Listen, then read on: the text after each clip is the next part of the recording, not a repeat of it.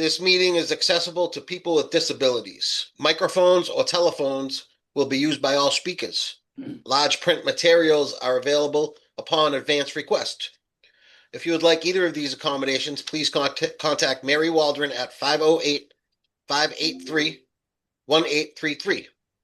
The notice of non-discrimination rights and protections to beneficiaries with regard to the federal Title VI non-discrimination protections and the state non-discrimination protections is posted in this meeting room and is available on the Old Colony Planning Council website. Please contact Mary Waldron at 508-583-1833 for more information. Thank you. And then, Bill, could you do roll call?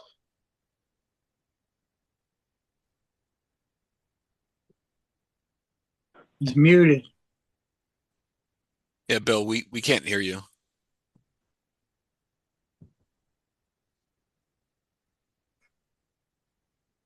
No. Here, while you figure that out, I'll go through the list. Abington, Yay. Yes, Johnstone. Avon, Here. Bridgewater, Shane O'Brien, Town Planner, Bridgewater. Brockton, Duxbury, East Bridgewater, Easton, Present. Hayfield, what we were looking for there. Halifax, Hanover, Hanson. Don Howard here, Hanson. Thank you, Don. Kingston, Pembroke, Plymouth. Rick Bossy, Plymouth. Thank you. Plimpton, Stoughton, West Bridgewater, Whitman, Present. Brockton Area Transit. Michael Lambert here. Thank you. Gatra, MassDOT District 5. Hi, everyone. Barbara LaChance here. Thank you, Barbara. MassDOT OTP. I believe that's everyone. Charlie, do you happen to know if there are any other ones that I'm missing? Walk, I would Massachusetts. say Mass Pike and Walk Boston. Gotcha. Thank you. Is anyone here from either of those organizations? Okay. I believe roll call is complete, Mr. Chair. Thank you, Sean. Moving on to agenda item 2, public comments. Do we have any? Seeing none, we'll move on to agenda item 3, minutes of February 5th, 2026 meeting. Any revisions to be made? Seeing none, can I get a motion to approve? I'll motion Dan Salvucci, Whitman. Any seconds out there? Second, Thank you, guys. Hanson. Moving on to agenda item 4, communications. We need to vote that. Oh, yeah, we got to roll call that. I'm sorry, Dan. Yeah. Abington, Yes. Yes. Avon, Yes. Bridgewater, Yes. Brockton, Duxbury, East Bridgewater, Easton, Yes. Halifax, Hanover, Hanson, And Don Howard. thanks, Don. Pembroke, I'm sorry, Kingston, Pembroke, Plymouth, Yes. Plimpton, Stoughton, Pembroke, I'm sorry, jeez, West Bridgewater, Whitman, Yes. MassDOT Office of Transportation Planning, Yes. MassDOT District 5, Yes. Brockton Area Transit, Yes. Gatra, Walk, Massachusetts, and Mass Pike. Thank you. Thank you, Bill. Moving on to agenda item 4, communications. Yes, that would be me, Mr. Chair. Thank The you, first Sean. item on the communications packet for this month is the Town of Abington intersection improvements at Randolph Street, Richard A. Fitz Drive, Route 139, and Chestnut Street. There will be a virtual design public hearing hosted by MassDOT on Tuesday, March 10th at 6 p.m. And for more information and to register for this virtual meeting, please visit the hyperlink in the staff report. The next item is in the town of Duxbury, intersection improvements at Route 53 and Franklin Street. This is also for a virtual public information meeting hosted by MassDOT. It will be held Tuesday, March 24th at 6 p.m. For more information and to register, please visit the hyperlink in the staff report. The next item is culvert and small bridge replacement and training site initiative grant opportunity from the Division of Ecological Restoration. Applications are due by Friday, March 20th at 11:59 p.m. Applicants must create a MyMassGov account through the grant management system portal. Typical individual grant awards range from $25,000 to $400,000, with awards above $300,000 intended for construction projects.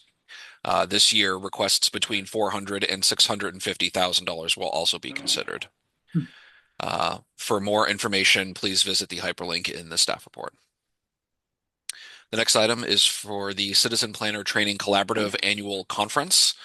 It is an in-person event. Workshops will not be recorded. Please register by March 11th at 5 p.m. It is being held on March 21st at Holy Cross College Hogan Center in Worcester. The next item is Federal Funds and Infrastructure Office. Their next partnership meeting will be held March 24th at 2 p.m. To register for this meeting, please visit the hyperlink in the staff report. The next item is the 2026 MassDOT Transportation Innovation Conference. It will be held May 5th and 6th at the DCU Center in Worcester. For more information, please visit the hyperlink in the staff report. And that is communications, Mr. Chair. Thank you, Sean. Moving on to agenda item number 5, reports. A, Brockton Area Regional Transit Authority, BAT. Thank you, Chair. Just 2 items today. First, and most importantly, obviously we are still recovering in many ways from the recent snowstorms. Many thanks to City of Brockton and their DPW, and to all of your communities and your DPWs and your other partner organizations, whether it's housing, schools, or public safety, for all the support they've provided during these storms. BAT did miss, at the request of the mayor, BAT proactively suspended service Monday and Tuesday of this most recent storm, and then resumed Wednesday midday, which was just about the right time for when the streets really opened up and when customers started to emerge. So that worked out very well. So again, thank you to all frontline staff and managers who responded during the storm. Second, we got a request via this committee, via Rick Jordan and Town of Avon, to examine our bus stop frequency and overlaps thereof. We just happen to be undergoing a comprehensive regional transit plan at this time, so we added that to our agenda for the study. So MassDOT is just wrapping up sort of a digital analysis of all of our stops throughout the system and where they overlap in terms of proximity to each other. So we'll have that not only for routes that cross Avon, but for our entire system, and can use that to eliminate stops, strategically that won't impact customer service negatively, but will allow the buses to move more efficiently and leave less of a footprint on our communities. So thanks to Rick for that request, and we'll have results of that to share shortly.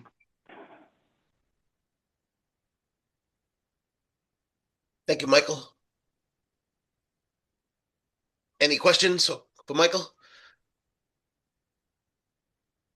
Seeing none, we'll move on to agenda 5B, Greater Attleboro Taunton Regional Transit Authority, GATRA. Anyone from GATRA here? I do not see Mary Ellen or anyone from GATRA, but if anyone joins, I will let you know. Thank you, Sean.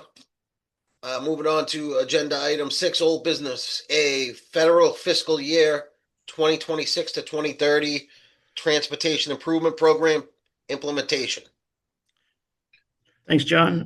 So I just have one quick update with the 26 to 30 tip. As you recall, at our last meeting, we presented a proposed amendment to the tip. And if you just want to go to the next page, Sean. Thanks. So as you recall, this was adjusting the funding sources on one of the transit items for BAT. They're renovating their maintenance facility. That was adjusting the RTA cap funding downwards significantly, but then making up difference with 5307 funds.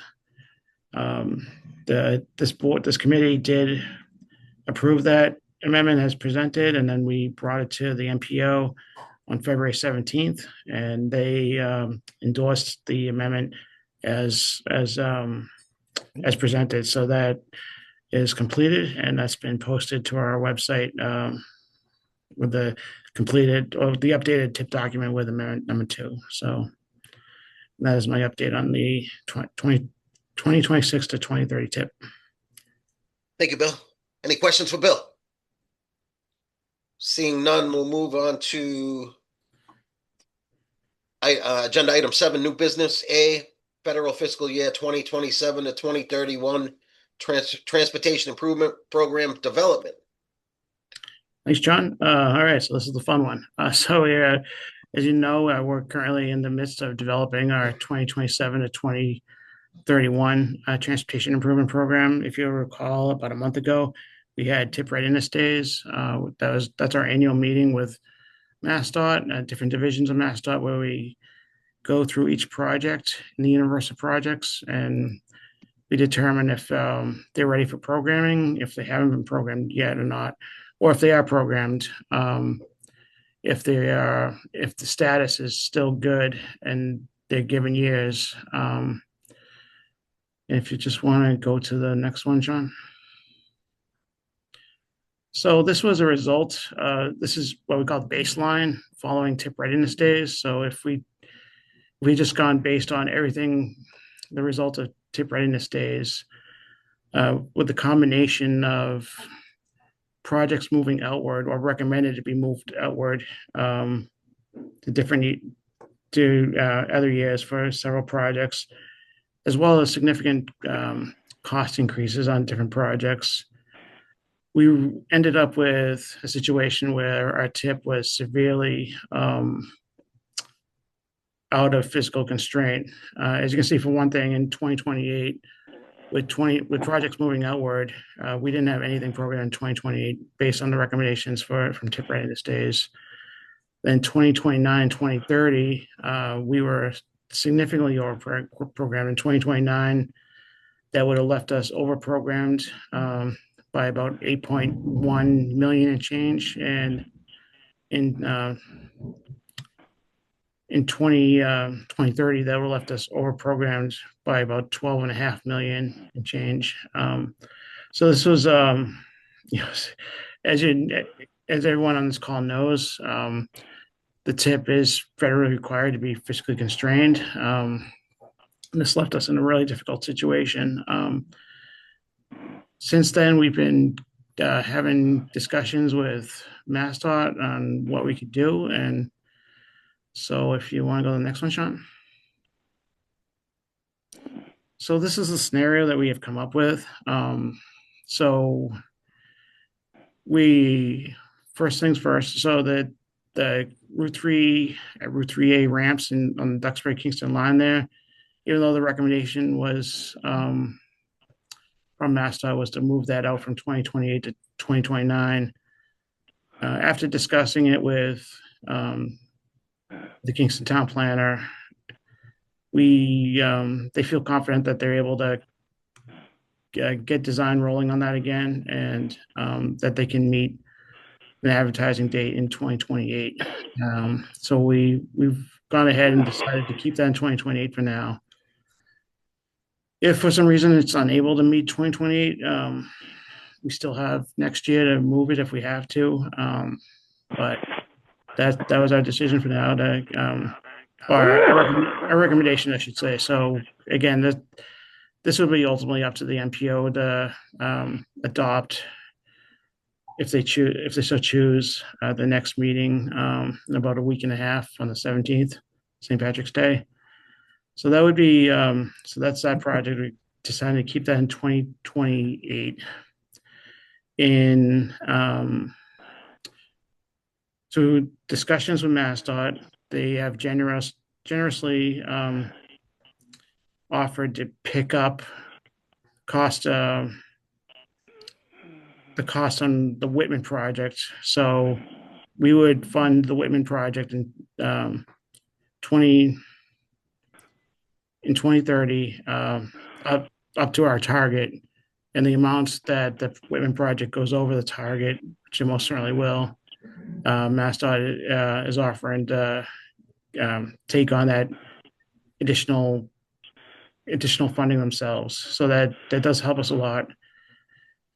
So 2030, you see that this whole project is the Whitman South Avenue reconstruction project. So we're keeping that in 2030.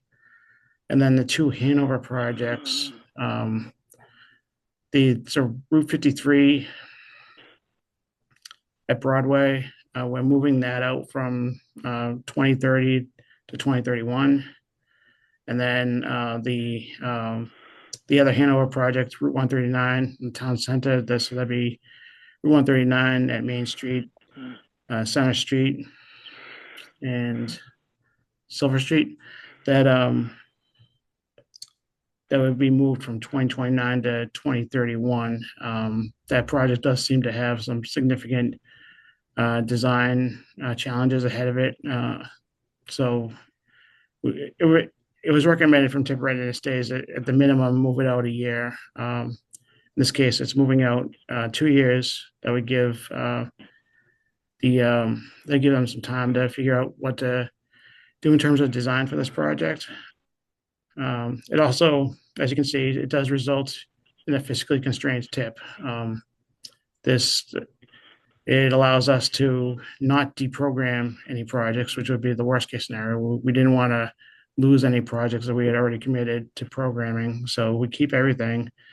The downside, obviously, is that we are unable to program anything additional on the regional side of the tip. Based on available funding and based on anticipated project costs. That's how things look right now. They could change between now and the date of the MPO. Not 100% certain on that, but there's always hope. But this is the scenario for right now. But there is some good news. If you want to go to the next one, Sean. So this is the state's side of the tip, what they're picking up on their statewide program. For the most part, nothing has changed. All of these projects were previously on the statewide program, so you can see there's a mixture of high priority intersections like in Abington, Route 18, and Route 123. We have bridge projects, the Powder Point Bridge replacement. We have bridge replacement project in Bridgewater, Vernon Street Bridge. So we got a good mix of projects, but then if you look down the bottom there, the state is picking up a project off our universe of projects onto the statewide program. That would be in Easton, Washington Street, Turnpike Street, and Purchase Street. That triangle, if you will. Those high priority intersections, the state is picking that up on their statewide program. So that's great news. We're still adding a project in the region for the 2027 to 2031 tip. But that's the situation we find ourselves in right now. And this is so the regional tip that I just showed a second ago, and then the statewide tip. As of right now, this is what we'd be presenting to the MPO for their consideration for adoption. Again, it could change. We could have another scenario to pop up. We're still working on that, but that's how it looks right now. So with that, I'll open it up to any questions. Any questions for Bill? No, Bill, Is it- Dan Salvucci. Excuse me. Somebody before me? That's Hi, all. Doug. It's just Don Howard here. I was just going to ask Bill if anything's been done about McQuon Street that I started years ago, or is that just thrown out on the table? It's out there. That's still in our universe of projects. It's technically not gone anywhere, but we're unable to program it at this time, and that's just something that we're just kind of keeping an eye on. Okay, thank you. I'll check on it. Okay, Bill, my question is, understanding that every time we push a project out further, the price goes up, and you Right. understand that. Is there any way of maybe trying to control that a little bit so that we're just getting to a point where we're so overpriced on certain projects, we may not be able to handle it? Yeah, so I mean, as you know, it's difficult. The materials cost are what it is. Yes. The labor cost is what it is. I guess the easiest way to mitigate project costs would be to look at the design and are there features that could be modified that maybe Okay. don't have to be in there, but that's It's a tough decision to make, yeah, it certainly cost is. wise. And we, Okay. Based on our last LRTP, which, we're currently updating, I think region wide, we have about $200 million in needs. Obviously not nearly enough money to go around for those Right. needs. And it leads to really difficult decisions this time of year. Okay. Thank you. Could we look at the prior slide again, please? So in 28, we're using only 9 million rather than 16 or 17. Huh? I suppose you're thinking about moving things around to get up toward the 16 or 17 million at some point? Yeah, that's something that we're looking at. I mean, obviously, we want to maximize our funding, available funds in that year. It all depends on project readiness. If there are projects that could go in 2028, even if it's advanced construction, that's something that we would certainly look at. We would also, worst case scenario, if we did have significant leftover funds in our target, we would talk to Brockton Area Transit to see if we could flip some of those to the transit side, that if they're able to use them. So in that case, they would stay in the region. We would talk with MassDOT District 5 to see if they have anything in the region maintenance projects that that money could go towards if we had a leftover balance. We're also looking at developing a bicycle parking and infrastructure program that we actually had about 10 years ago. We had a program where we, using regional target funds, we reimbursed communities for the purchase of Bicycle rack. bicycle racks in the region. Yeah. That was really successful, and it's kind of statewide. It's something that's coming around again. Other MPOs are doing that right now, and that's we're looking at doing that as well. And going beyond, we're also looking at going beyond bike racks and seeing what else would be eligible for TIP funding through such a program. But that's something we're also looking at.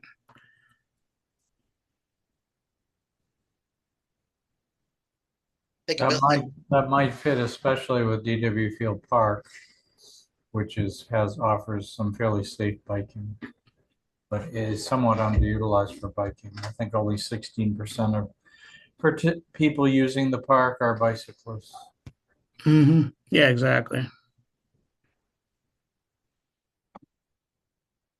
Any more questions for Bill?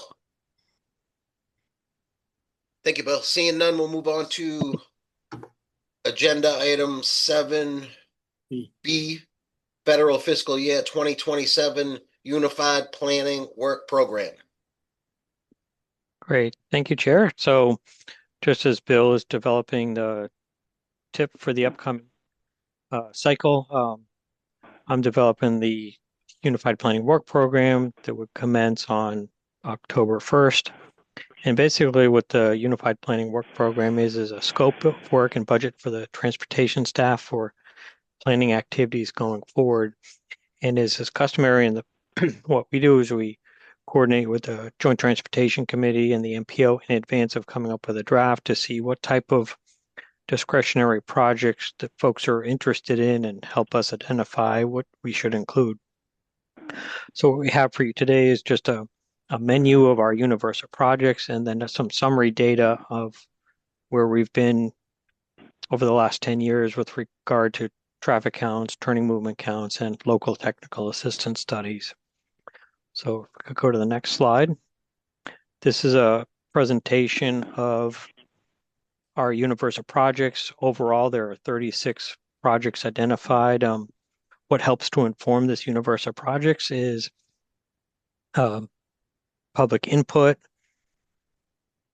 from the state, input from Brockton Area Transit, input from GATRA, but then also input from a study that was done by Ko-Chung Lee and Ray Garino a couple of years ago called the High Priority Corridor Needs Assessment Study, during which study they looked at items such as pavement conditions, levels of service, safety, and the like. And that's where you can see in this column, the second from the right, there's a score it's on a scale from 0 to 80, with 80 being the highest. So you can see the respective ranking of the different corridors within communities. And this isn't all the corridors in the communities, but just more of a subset that was identified in that study. So we can see here stratified we have it on 3 pages. So if you go to the next slide, continues alphabetically by community. And then as we're panning through this, I'll note that there are 2 ongoing corridor studies. One is for Route 80 in the towns of Plymouth and Kingston, and the second is Route 139 corridor study in the town of Pembroke. And then 3 recently completed corridor studies are Route 104 in Bridgewater, Route 28 in Avon, and then Route 3A in Plymouth from Jabez Corner to the Bourne Town line. So those are some examples of the types of work that you can see in this list and being covered. And on the far right-hand column, entitled UPWP, that shows you what year work program that said study was completed. So next slide. So beyond the community-specific projects, we've carry a list in the universe of projects for overall regional projects. And you can see here, one of the things that staff has been working on is development of the long-range transportation plan. But beyond that, there examples of potential projects would be an age-friendly transportation plan, bicycle and pedestrian connectivity study, a major bottleneck identification study. And as we pan down the list, you recall a couple of years ago, we did back-to-back years with road safety audits in multiple locations.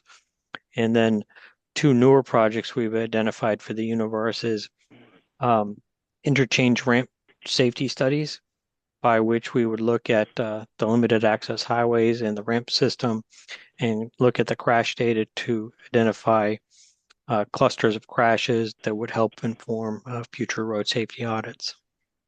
And then if we go to the next slide, this is a summary table showing over a 10-year trend of traffic counts, turning movement counts, and local technical assistance studies by community.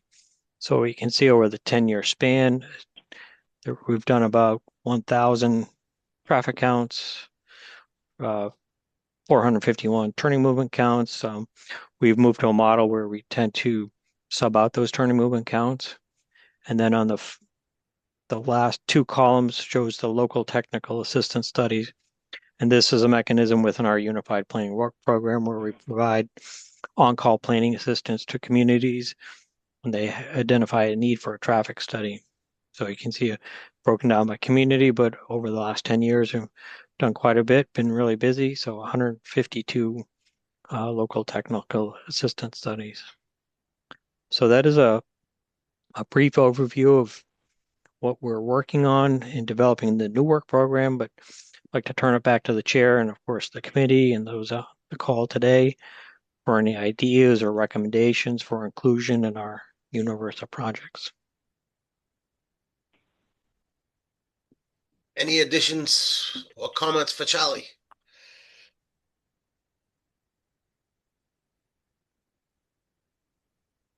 Thank you, Charlie. Thank you, Chair. And I'd just like to give a shout out, obviously, to our team here, Kyle, who runs the traffic data collection program for, phenomenal amount of counts over the last couple of years. And of course, Bill and the team for leading the local technical assistance program. So, so that's just one of the things that OCPC as a regional planning agency can do for our member community. So if you have any safety issues or requests for studies, just send them our way and we'll be happy to help. Thank you, Charlie. Moving on to agenda item 7C, 2026 Coordinated Public Transit Human Services Transportation Plan. Yes, that'd be me, Mr. Chair. Hello, everyone. For those of you who may not know me, I'm Sean Bailey. I'm one of the senior transportation planners here at OCPC, here to give you a review and update on the 2026 Coordinated Human Services Transportation Plan. It's a plan that we do every 4 years, similar to our public participation plan and long-range transportation plan. And it's a vital document for transit agencies as it summarizes and addresses the needs of any and all public transportation and transit providers in our region, including fixed route, paratransit, commuter bus, and taxi companies. And so, quick introduction, any project that seeks 5310 federal funds must be part of a coordinated human services transportation plan. For this plan, that we are utilizing both the Old Colony Planning Council region as well as the 6 additional communities that are in our AAA region, which is short for Area Agency on Aging. This plan serves transportation disadvantaged populations. It helps serve them, and those are defined as people who are unable to transport themselves with specific transportation needs, such as medical appointments, getting to school, getting to work, as well as shopping. Some special needs transportation, which is any mode of transportation used by those defined as transportation disadvantaged. And as previously mentioned, the types included are fixed route, paratransit, rideshare, volunteer driver programs like the Ombudsman Volunteer Transportation Program, as well as any other federal, state, or local funded mode of transportation. So here's a quick breakdown of some of the funding programs that is discussed in the plan. 5310, which is for the enhanced mobility of seniors and individuals with disabilities. There are 2 forms, traditional and non-traditional. The traditional has an 80% federal funding with 20% matching that provides capital for capital funding for capital projects through the formula program. And then the non-traditional provides capital as well as operational funding through the formula program that has a 50-50 split of federal funding and local matching. One of the next type is 5307, which is grants for urbanized areas, provides technical transportation related studies, capital for bus and bus related activities, and capital for new and existing fixed guideway systems. And you can see on the right the breakdown of the funding and local matching for each of the types. The next source of funding is 5311, which is for rural areas, provides capital, operating assistance, and ADA non-fixed route paratransit service assistance for public transit systems. And they have separate federal funding and local matching breakdowns as well, similar to 5307. And then lastly, we have the state's Community Transit Grant Program, which people may be aware of. I know BAT has received awards in the past. It provides operating, mobility management, and accessible vehicle funding for older adults and people with disabilities.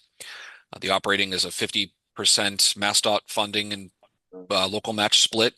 Mobility management is 80% MassDOT funding with a 20% local match, and then the accessible vehicles, 85% MassDOT funded with a 15% local match. And then for coordinated transportation, they try to conduct as much coordination as possible with transit providers to address gaps. You can achieve this by utilizing ride-hail services such as microtransit, similar to BAT's microtransit service in the town of Rockland, as well as Uber and Lyft to help fill the gaps that do not receive fixed route ridership service. You can leverage purchasing power for vehicles and training with this funding, as well as trying to group riders from different funded agencies to make transportation easier. And then some of the transportation providers in our region, Brockton Area Transit, first and foremost, right here in the city of Brockton. On the east side of the OCPC region, the Greater Attleboro Taunton Regional Transit Authority provides fixed route and ADA service for some of our communities. The South Shore Community Action Council, a couple of commuter bus services, Plymouth and Brockton and Peter Pan, that service some of the MassDOT park and ride lots in our region. Each of the towns council on aging, the Old Colony AAA Area Agency on Aging, as well as private transportation providers. And here's an update of the population data table with 2024 American Community Survey 5-year estimates that you can see the breakdown of the total population, the youth population, older adults, people with disabilities, and low income.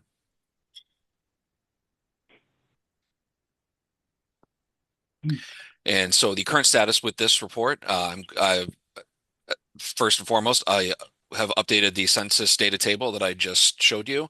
I'm working to update the content of the body of the report, and I am seeking assistance with my colleagues in transportation as well as AAA staff to update certain sections of the report. And I have submitted the previous reports to the RTAs and Council on Aging's and other transportation providers so that they can provide updates that they would like to see reflected in the report when it gets endorsed later this year. And determining service needs and desired projects is what we are seeking from the RTAs, COAs, and transportation providers so that it can be mentioned and referenced when applying for funding grants. And then planning ahead, as I mentioned, I'm working on updating the report, including the list of regional transportation service providers, both public and private. I'll be working on this through early May, at which point I'll be consolidating the updates and feedback into the draft report and circulate for a peer review. And at the May MPO meeting, I'll be presenting this project again, and we'll be voting to release it for a public review and comment period. And then we are looking to finalize the report through June and presenting any comments to the MPO at the June MPO meeting and voting to endorse this plan. And that is the Coordinated Human Services Transportation Plan. Does anybody have any questions for me? Any questions for Sean? Thank you, Sean. Great report. Thank you. Moving on to agenda item number 8, other business A, community local technical assistance studies. Thank you, Mr. Chair. Pretty quick update this go around. So we recently completed a road safety audit for intersection of Plymouth, that being Standish Avenue at Alden Street. The final report for that has been distributed yesterday, I believe, to the town of Plymouth as well as to MassDOT. And then one other project that we're working on in West Bridgewater, data collection for 2 intersections, West Street, Crescent Street, and then Lincoln Street at Elm Street. That data collection had been planned for this week actually, but it has been delayed due to weather conditions. And then so we'll be monitoring and hopefully doing that data collection towards the end of the month, if not the first week of April. And that's my update for LTA. Thank you, Bill. Any questions for Bill? Seeing none, we'll move on to agenda item 8B, staff reviews on ENFs, EIRs, and NPCs. Yes, thank you, Mr. Chair. So we have one new certificate for the town of Pembroke. It is the Pembroke Wells 2 and 3 water treatment plant. This is a ENF, and the certificate states that this project does not require an environmental impact report. Next, for public notices, for the town of Easton, notice of intent to initiate an aquatic plant management program. This program aims to reduce nuisance and invasive aquatic vegetation and algae using manual removal and EPA Massachusetts approved aquatic herbicides and algicides. Next slide. And the goal of this is to slow eutrophication and improve aquatic habitat while protecting resource areas under the Wetlands Protection Act. The next one is for the towns of Norwell, Marshfield, and Pembroke. This is a notice of application for a 401 water quality certificate.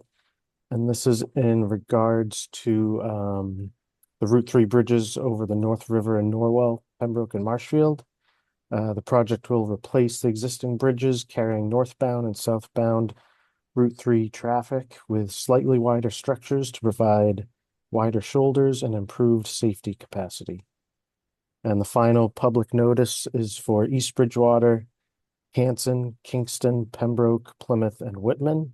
This is a notice of submission of a yearly operational plan, and this is to apply herbicides to control vegetation along the Eversource rights of way.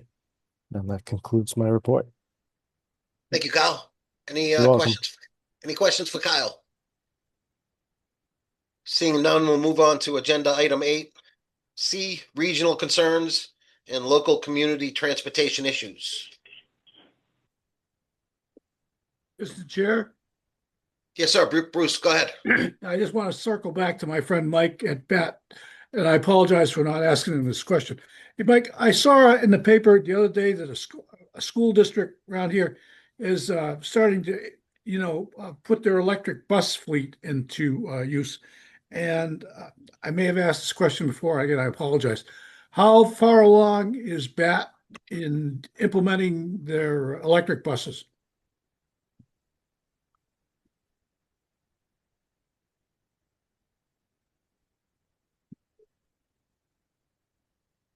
I guess not that far, Bruce. Well, okay. It looks like Mike Lambert may have left the meeting already. I don't see him Oh. on the attendees list. Okay, all right. I'll ask him next month. Thank you, guys. Thank you, Bruce. Any more concerns? Seeing none, we'll move on to agenda item 9, adjournment. Can I get a motion? So moved, Dan from Whitman. Thank you, Dan. Second? Anyone? Second. Thank you, Rick. Thanks, Kat. Yeah, Nice to see you, Kat. yeah. Thank you, everyone. Thanks, Thanks, everybody. everyone. Have a good day. Thank Yeah, you. see you. Bye. Thank you.